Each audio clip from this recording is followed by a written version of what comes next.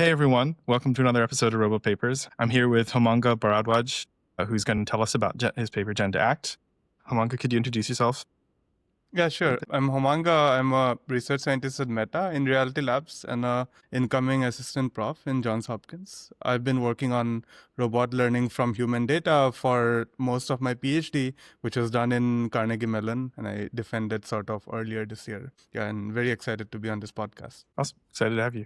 And so this is sort of a special episode of this podcast because our usual host, Michael Cho, is not here. And so instead, we're joined by Jeff. Hey, would you like to introduce yourself?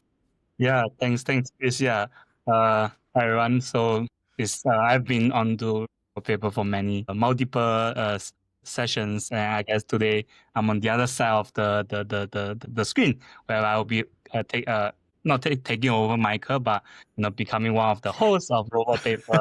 And I love to read a lot of papers as a PhD student. I'm currently a PhD student at University of Washington.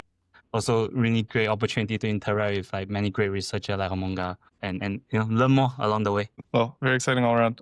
So yeah, Homanga, do you want to tell us about your work? Yeah, sure. Yeah, let me share my screen. Yeah, I could start off by talking about this paper, Gen2Act. It's published in Coral earlier this year. So it's I guess this paper has sort of this key insight about how can we enable video generation models to help robotic manipulation by imagining new behaviors. And that is sort of the promise of video generation for robotics. But this specific instantiation might be kind of, I guess, novel or interesting to audience that has already seen video models for robot manipulation in different forms. So very quickly, the sort of high-level idea is video generation models can help with planning in robotic manipulation. And the specific instantiation of that is we imagine how a human will do a new task in a new scene. So that's sort of the key in having video models for robotics in this setting. So given a particular scene and a robot in front of it, a user specifies a task like close the cabinet door under the sink. We first generate a video of how a human will do the task. So here you can see a generated human video, and we convert that video to robot actions. So that conversion is being done implicitly through a closed loop policy that is trained to condition on generated human videos during training. And that is what I'm showing here on the left here. So that's sort of the very high level idea of this work. And why this is interesting is because imagine a robot policy that needs to solve sort of a task that is outside its training distribution. How can it do it? So, of course, we need to incorporate some sort of additional information beyond the robot interaction data. And video models have distilled a lot of internet knowledge, and it knows how to generate motion cues for a new task. These motion cues are in the form of videos, so they have some behavior in the generated videos about doing new things. And we sort of generate human videos in this work because we wanted to leave these video models undisturbed. So use them in a zero-shot manner. So zero-shot, we can prompt a video model to imagine how to do a task in this human space.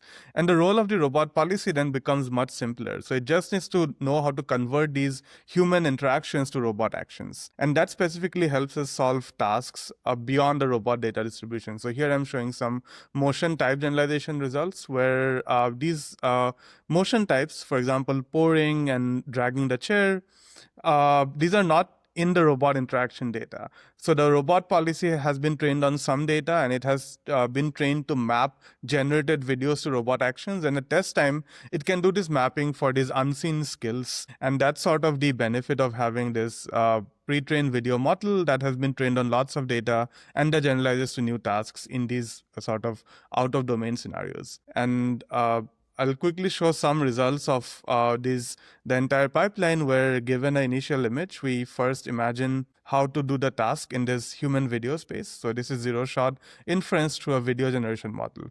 So all of these columns correspond to different tasks. And these two executions are of the same rollout, but this is from the first-person view of the robot, and this is just to give a better view of what the rollout looks like.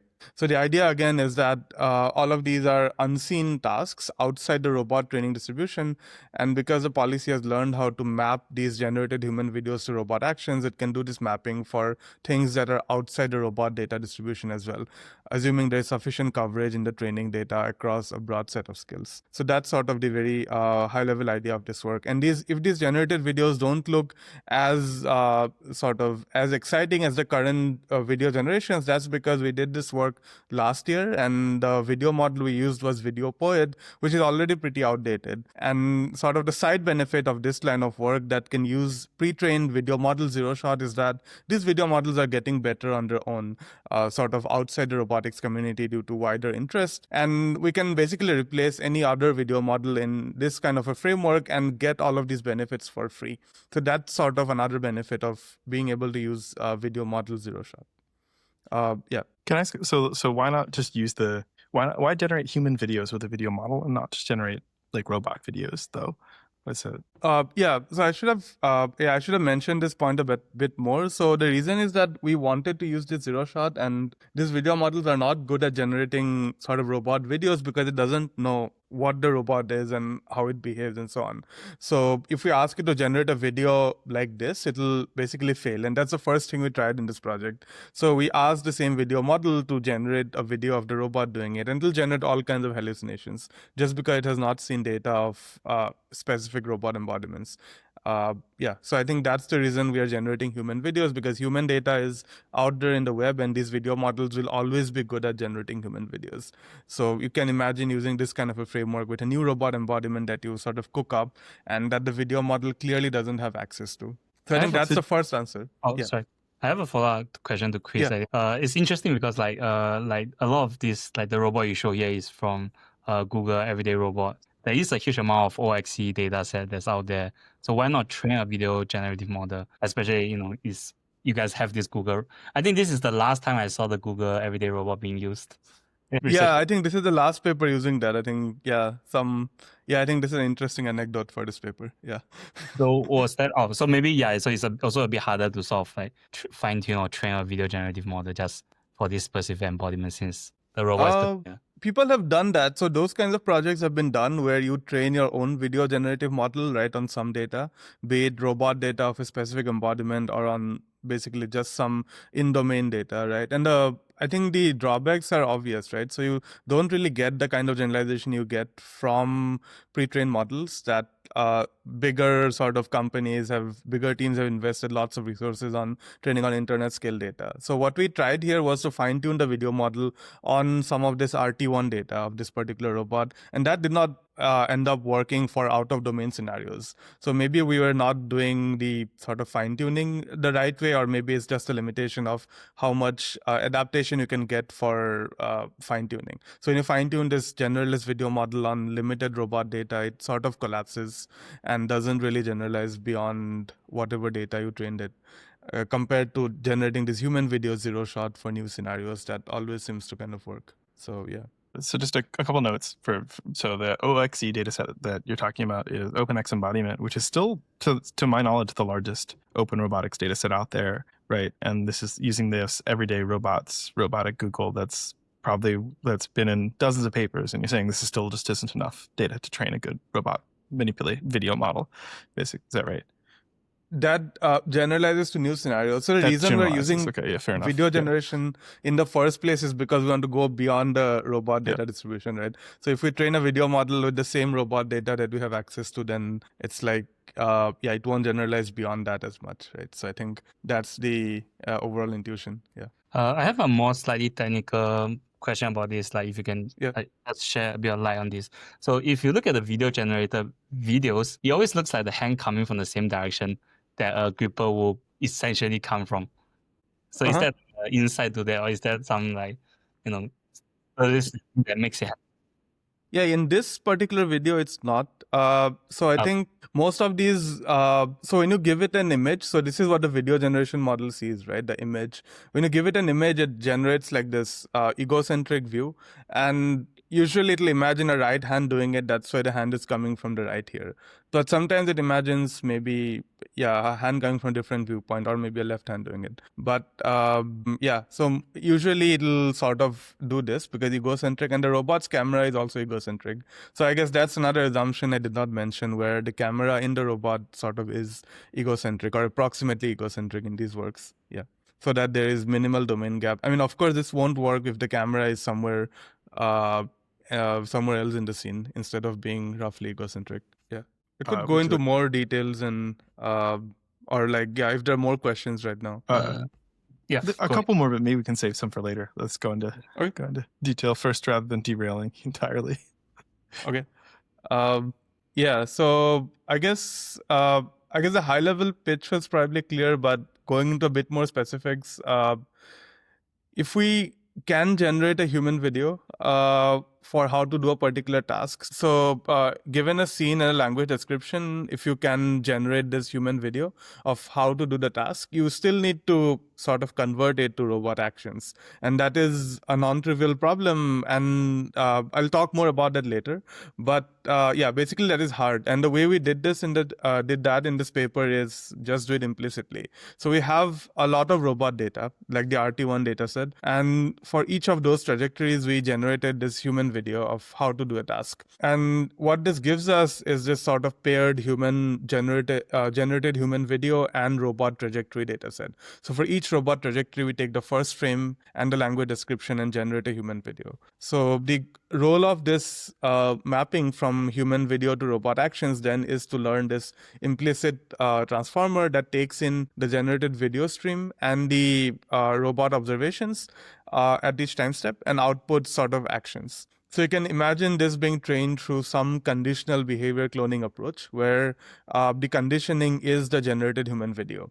And you already have the actions for each trajectory. So all you're asking this policy is to pay attention to the generated human video when sort of outputting actions. And that's basically it. But we go a step further where we make this conditioning a bit more explicit by saying that this latence of the transformer for both the streams, the generated video stream and the robot observation stream, should be able to predict motion explicitly in the videos. So what does motion look like? So here I'm giving an example of motion extracted from the video. This is point tracks on the video given the points in the initial scene. So we define a grid of points in the initial scene and we track them across the generated video. And we also track them across the previous robot observations, which is basically a video. And we ask the latence of the transformer to predict these point tracks. And if this point track prediction loss goes down, then the latence in the transformer are becoming informative of motion cues in the video. And so they're paying attention to this and not ignoring it. So that's sort of another auxiliary loss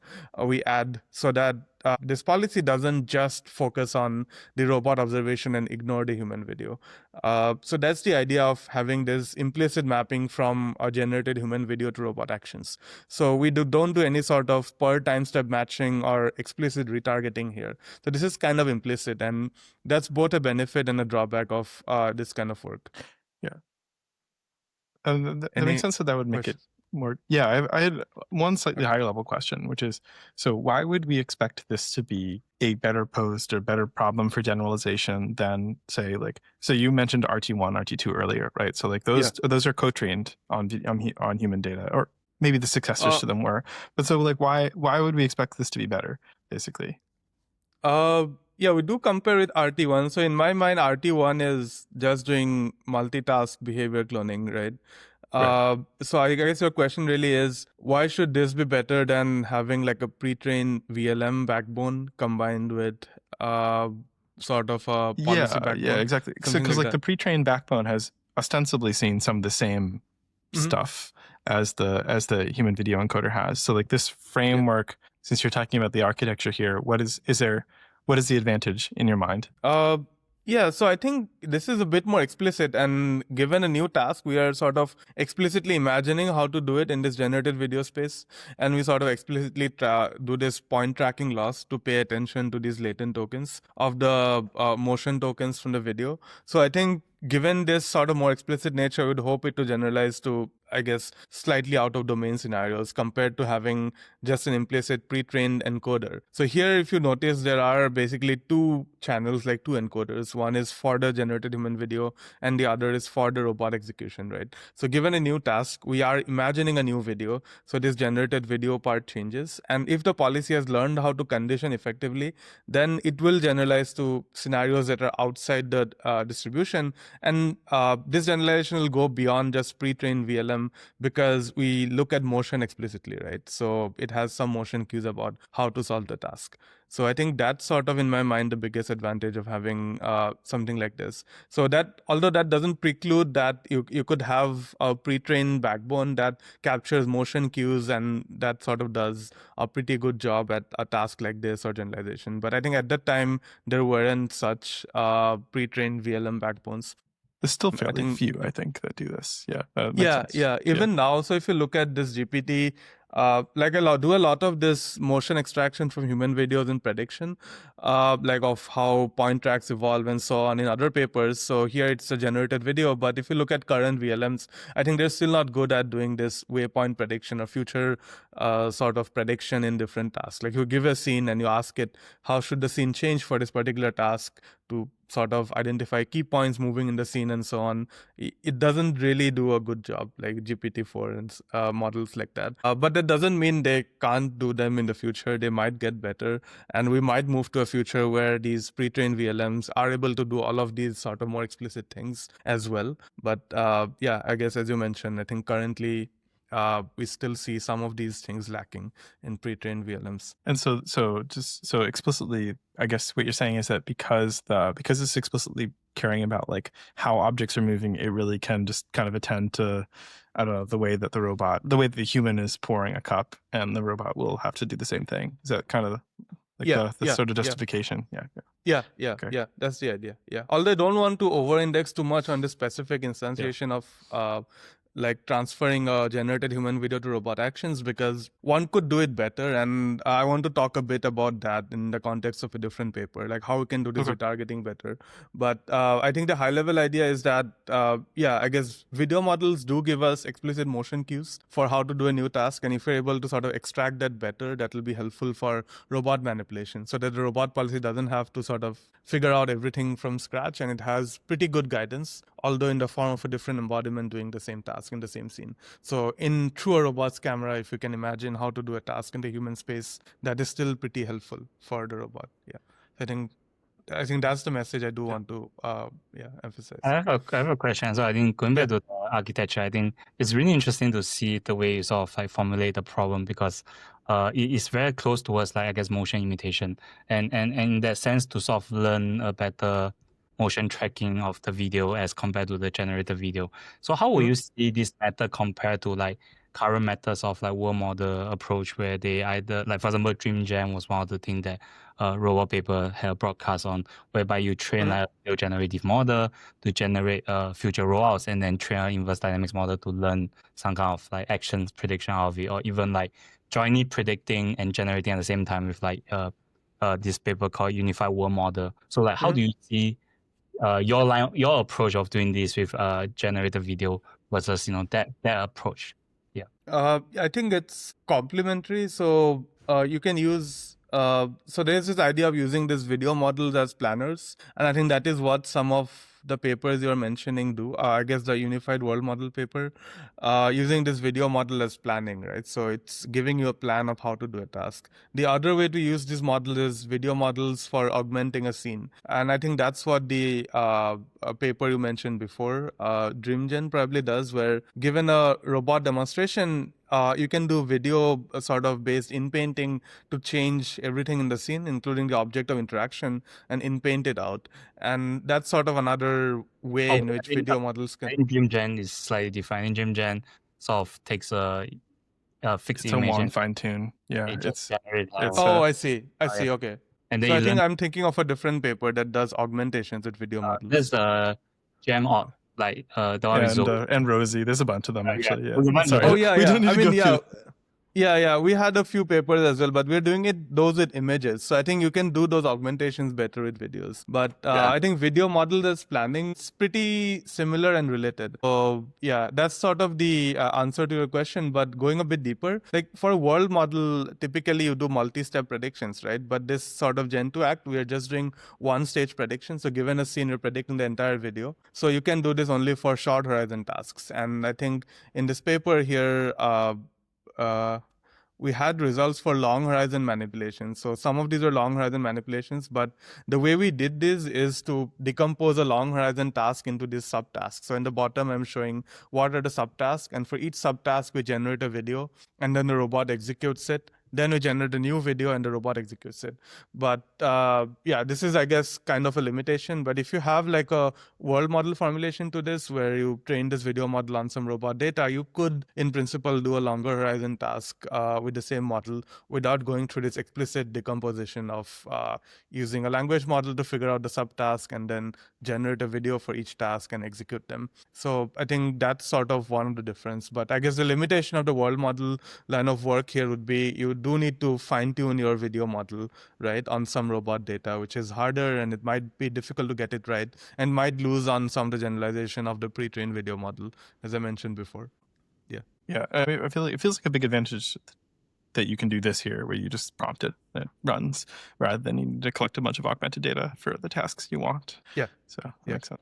I have just a very small question. Like, does it learn some kind of equivalent relation in a way whereby if the human tries to, do this, do this task from the left, and if let's say the objects move to the right, it should be sort of like symmetrical, right? Like, would that generalize? Yeah, so we are not teaching this policy to pay attention to motion cues of the embodiment, right? So this point tracking is operating. So if you look at the image, the initial image doesn't have either a human hand or a robot hand, and these point tracks are capturing how the object should move. So we are sort of being agnostic to like which direction you approach it from. It's at least in this motion point track loss, right? And that is by design, but you could also make it more explicit, and that will bring me to the more retargeting line of work in doing this, which I can talk about next. Here we are just focusing on the object motion, so it's sort of agnostic to which direction the human is moving it from, because we have no control on how the video generation model will move the human hand, right? But maybe we care more about how the object should move for the task to be completed. So it won't sort of follow the human motion. Hope that answers the question. Well, I assume you want to talk about your new work at some point. So why don't we move on to like experiments and wrap this paper up so you can start with that, so we don't take like 2 hours. Okay. Yeah. Or whatever you think is appropriate, of course. Yeah. Yeah, I think I'll go briefly over the next work. It was Okay. led by sort of one of the interns, not by me, at Meta. So yeah, I'll talk about that briefly. But before that, I guess first proof of concept we did in this work was to do this sort of zero-shot video generation across a bunch of clips from the micro kitchen at Google. And so I think we found good results, and that's why we picked this sort of video model. And later on, we saw that some report classified video poet as one of the best models for following physics accurately in 2024, which was a nice coincidence, and that sort of aligned with our intuition. But you do need these video models to like follow physics at some level for a method like this to work. So it should not hallucinate too much and so on. And in terms of, I already showed a lot of qualitative results, but the quantitative comparisons we did were with baselines of the form just imitation learning without any conditioning. So you already trained this Gen2Act model on RT1 data. So that was the robot data part. And just the results of RT1 on some of these generalization levels was kind of not as much. So it's for mild generalization, which is unseen variations of seen object types. So you have seen how to maybe open a cabinet door. So you show a new instance of a cabinet door of the same object type cabinet door. You consider that to be mild generalization. So we define these different generalization levels. And for mild generalization, RT1 performs reasonably. But for the higher levels of generalization, for example, in standard generalization, when you bring in a new object instance, or for object type and motion type, where you have a new object type, for example, an object of the type microwave that's not in the RT1 data, or a motion of the type pouring, which is not in the RT1 data, it sort of completely fails. And this should not be very surprising, because this is just supervised learning on some robot data distribution. And for testing, we are evaluating this on out-of-domain objects. The other baseline that's kind of interesting is RT1 goal condition. So here the idea is maybe we don't need to generate the entire video.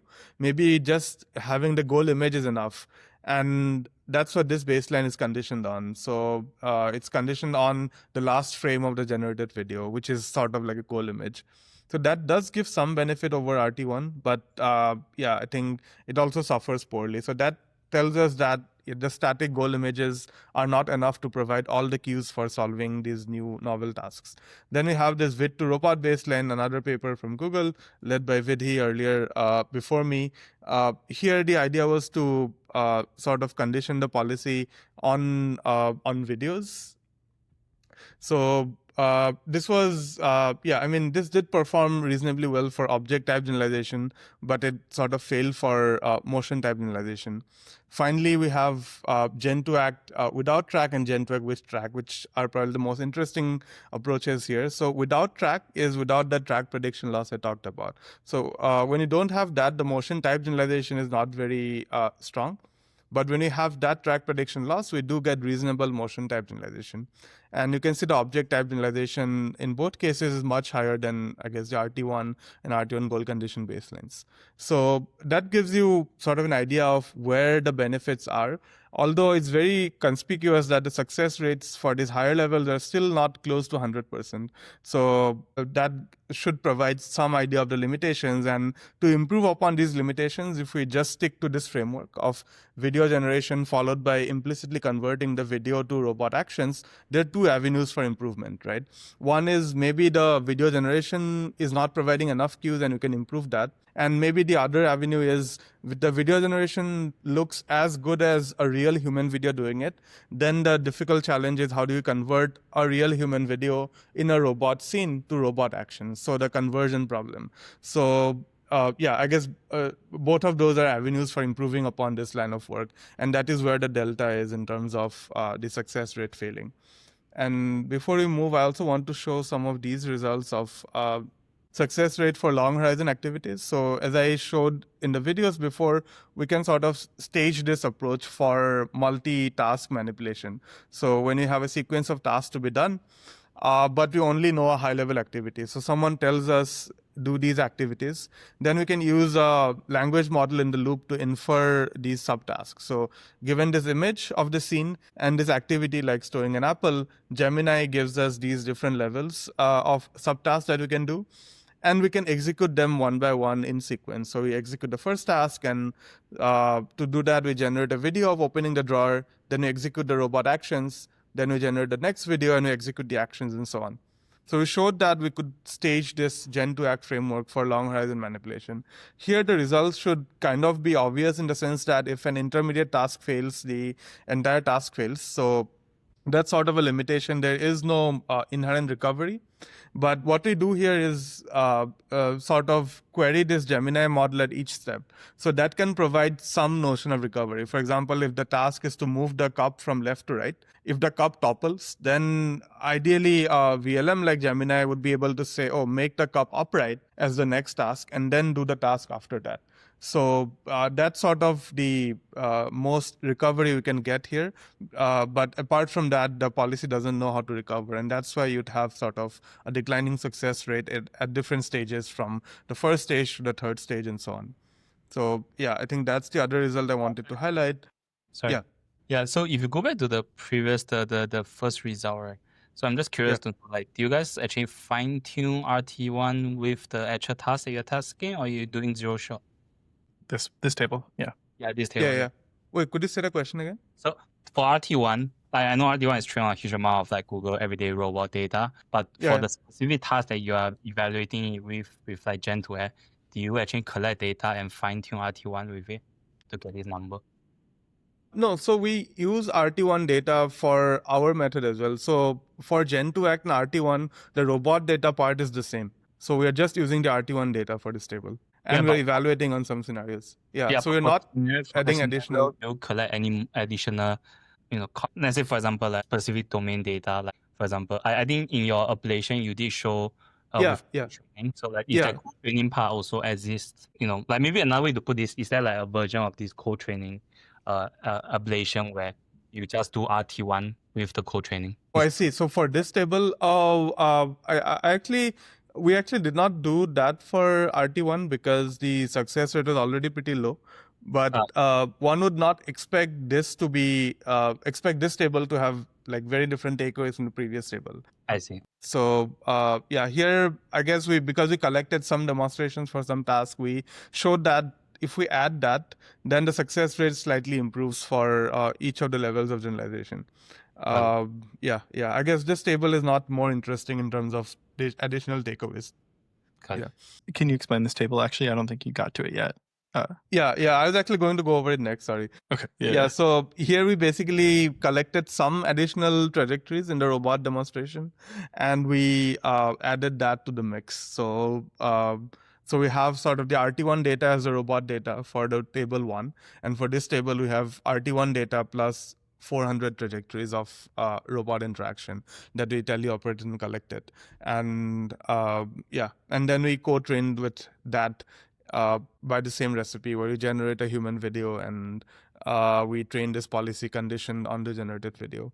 So this table is best viewed in combination with the previous table. So here the success rates are slightly higher compared to sort of the previous table. And that is basically showing that if you have more diverse robot interaction data, you can get kind of more benefits from this framework. So this framework does rely on having some broad distribution of robot interaction data. If you imagine doing a version of Gen2Act with just data of one particular task, then there is no way it will generalize to sort of all these different tasks. So the reason it can generalize to other tasks is because the initial data distribution is broad enough. And that co-training shows that if you make that distribution slightly more diverse, with just 400 trajectories, which are very diverse of different tasks, then you can sort of squeeze out more benefits. So I think that's sort of the idea of that last result. Does it make sense? Yeah, also quick question is like, I understand this is something that you did at Google. Like, is there an open version to this so that people can? Open version to this? Not. I mean, there are papers that followed up on this. I forget. There was a paper from Brown recently that I really liked. They did this generated. I think it's called Nova Flow. Oh yeah, that one. Yeah. And I think that was like a follow-up of this. So I think they found some of the benefits of this to carry over.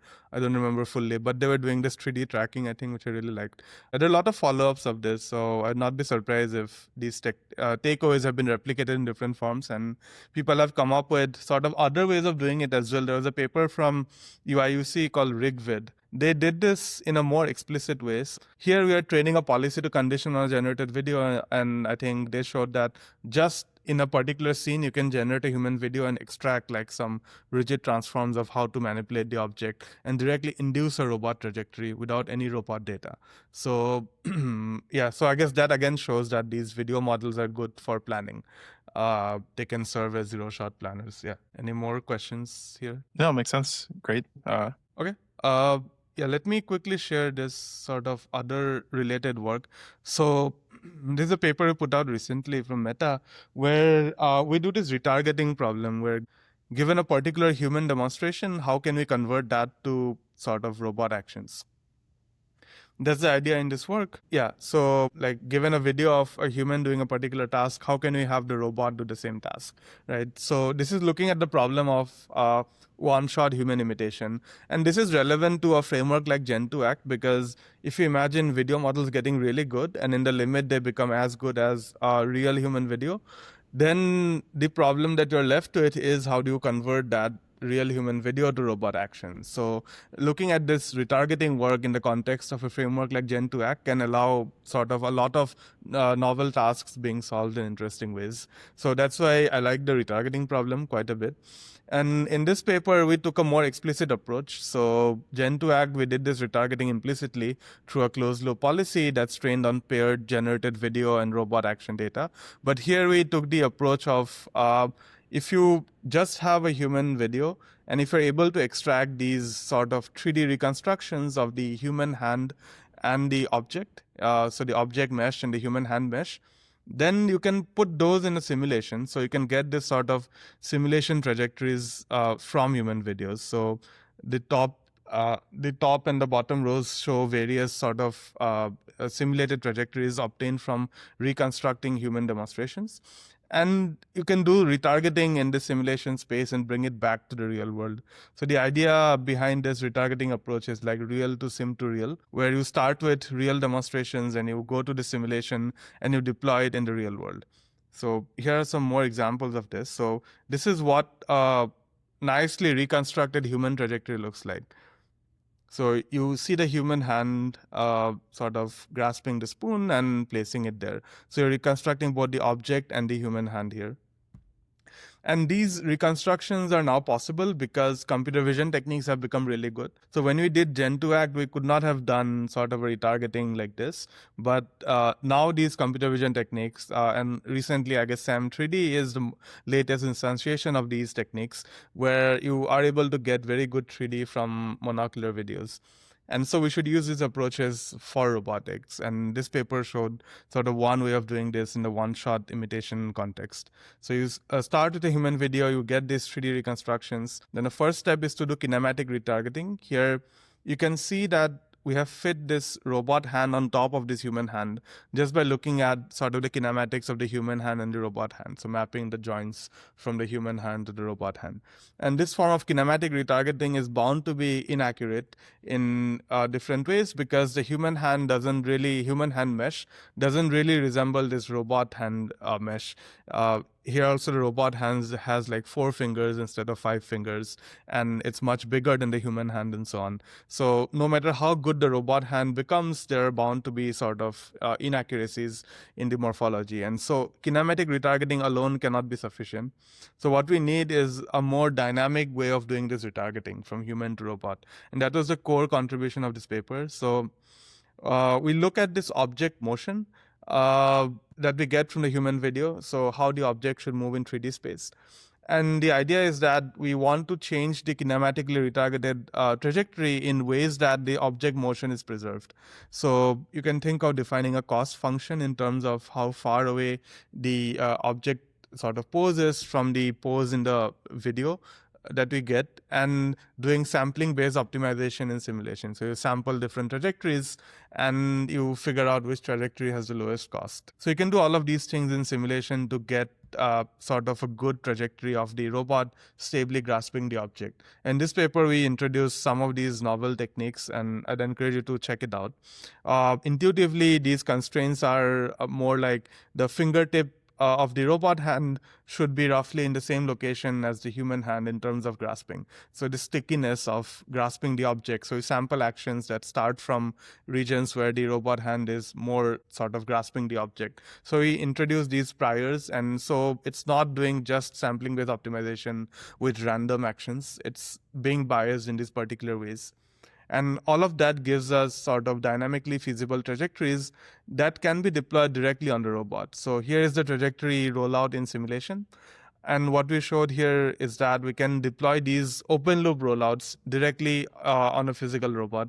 So that's pretty cool, because we are starting with a human demonstration in the scene, and eventually we are getting a robot trajectory targeted in the scene.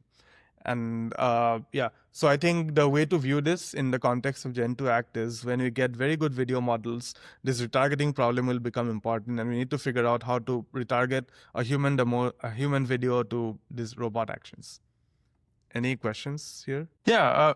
So I think this is really interesting. I think there's a lot of this like real to sim stuff has been very exciting lately. But one question that always comes to mind with these, so like one of the appeals of Gen2Act for someone like me is that like it's purely as something that is purely data driven. I don't need to go and engineer a bunch of simulator like presets and friction parameters and masses and tuning simulation step and all. So basically, how do you think about that in the context of this? Does that turn out to just not be a big issue, or what do you think? Here we did do some simulation domain randomization for some of the physics parameters, but beyond that, it's fairly automatic. So I guess the point you're getting at is that approaches like this will never be real time because you have simulation optimization in the loop, which is true. And I think I'm not concerned about the real time part actually, but so go ahead. Oh, okay. Yeah. But I think it's not going to be real time, and there will be some sort of simulator specific nuances involved in an approach like this. But I feel like this is probably the way to go in terms of doing these more dexterous tasks, because how else do we sort of extract a lot of meaningful information from one human demo, right? Intuitively, it feels like 3D is sort of a good way to do it. The alternate hypothesis is that maybe you don't require going to this explicit 3D space if we have lots of data and we figure out good recipes for doing conversion. So something like Gen2Act basically, but better losses or better sort of inductive biases that let this more end-to-end approach succeed. That's totally possible. But intuitively, this kind of an approach feels like it'll give us a lot of benefits right away. The one drawback of this is though that it's retargeting an open loop trajectory to another open loop trajectory, right? So we might, so to make this into a concrete framework, we might need to add like a closed loop component to it that is beyond the scope of this paper and similar papers that do retargeting. But I think that's sort of one limitation of directly using this in the context of Gen2. Any more questions? So I think like maybe just to combine the both line of work, like let's say today you sort of want to scale this, or like bet on this as the way to sort of solve robotics to some sense. Like how do you see, combining these to work, or what do you see as the next kind of line of work that sort of completes the whole picture, as you say, right? Like in this work, you're looking at better motion retargeting, and then in Gen2Act, you're looking at more generating motion tracking priors and training policies with that. So like, let's say, imagine you have these two puzzles.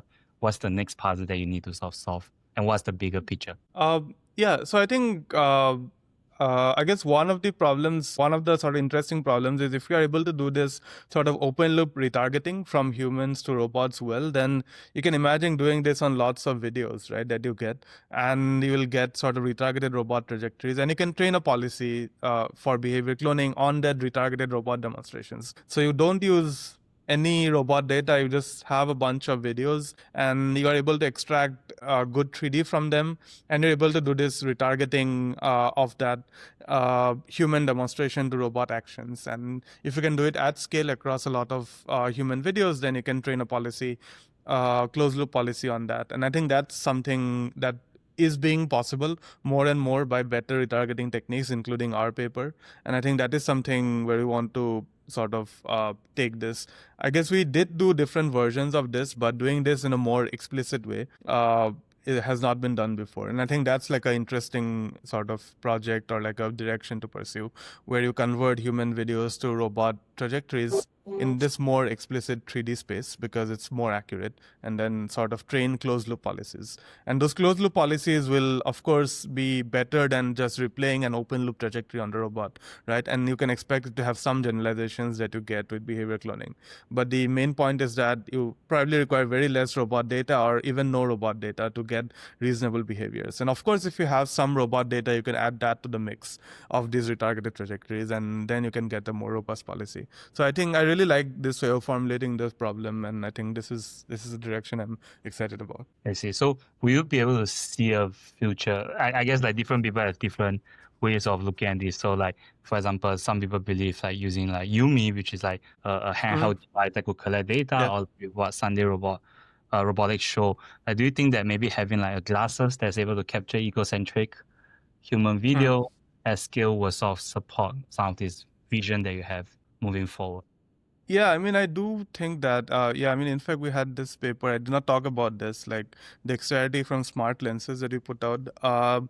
We do collect these human demonstrations with ARIA glasses. And I like wearable devices like ARIA glasses, for example, because they don't just give you monocular video, but they give you more cues. For example, this has like stereo vision, and it also has like pretty good hand tracking and so on, right? Yeah, I won't talk about this paper, but the idea is that I like these self-collected human videos as well. And I think UMI data is another way of collecting data.